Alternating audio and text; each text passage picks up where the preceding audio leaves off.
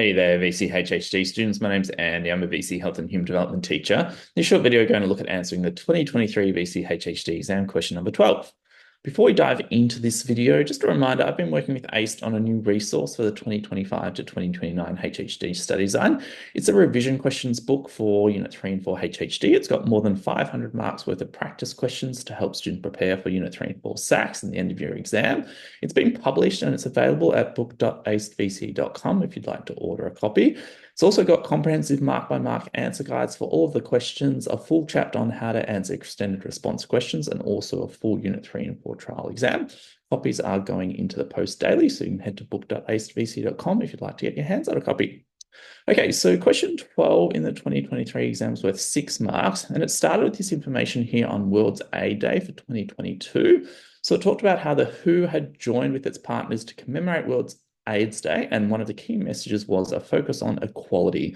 So they talked about things like ensuring that everyone has access to HIV prevention, testing, treatment, and care, and that health services should be adapted to reach and meet the needs of populations most at risk and affected, and includes implementing a zero-tolerance policy to stigma and discrimination in all health services. We kind of had this infographic here with all people living with HIV are eligible for and should have access to HIV treatment.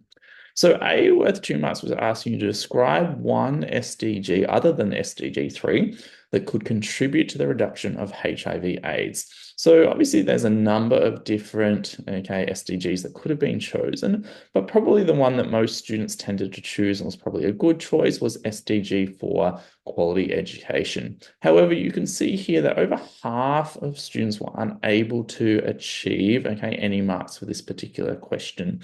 So it says here in the examiner's report that many did not include an accurate description of the question required, and that simply restating the name of the goal didn't provide enough detail to receive a mark. So you have to keep in mind that when it comes to the SDGs, knowing features or key features of the SDGs is really important, and they're often linked to the actual targets related to each of those goals. So I'd say other than SDG 3, for the other SDGs that you have to know, knowing 2 or 3 key features for each of those is important going into the exam. So they showed you here an example of a high scoring response, and so this student chose quality education.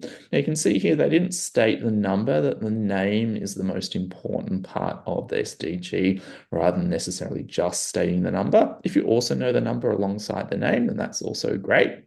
So then they said that this SDG, which focuses on ensuring all adults and youth have adequate literacy and numeracy skills, which is a key feature of that SDG, can reduce HIV/AIDS, as when people are educated and have higher health literacy, they're more likely to have safe sex and protect themselves against HIV/AIDS. So they've taken a key feature and then linked that into the focus on HIV/AIDS.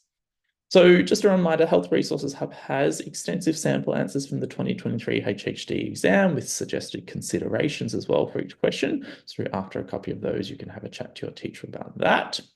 Then B was asking you for 4 marks to identify and describe one WHO strategic priority that's reflected in the information about World AIDS Day, and to use an example from the information on the previous page, to support your answer. So keep in mind, that there's 3 WHO strategic priorities, and they have had a minor update in 2024.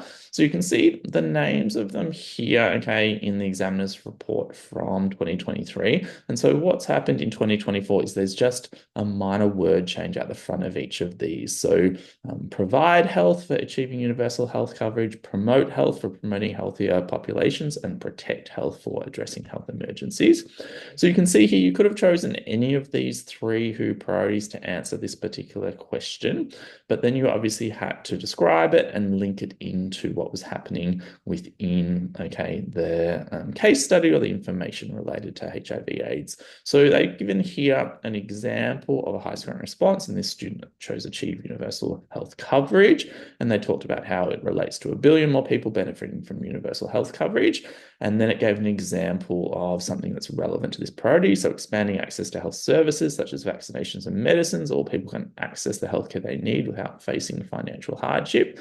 And then they mentioned it was evident in the information where it states all people living with HIV are eligible and should have access to HIV treatment.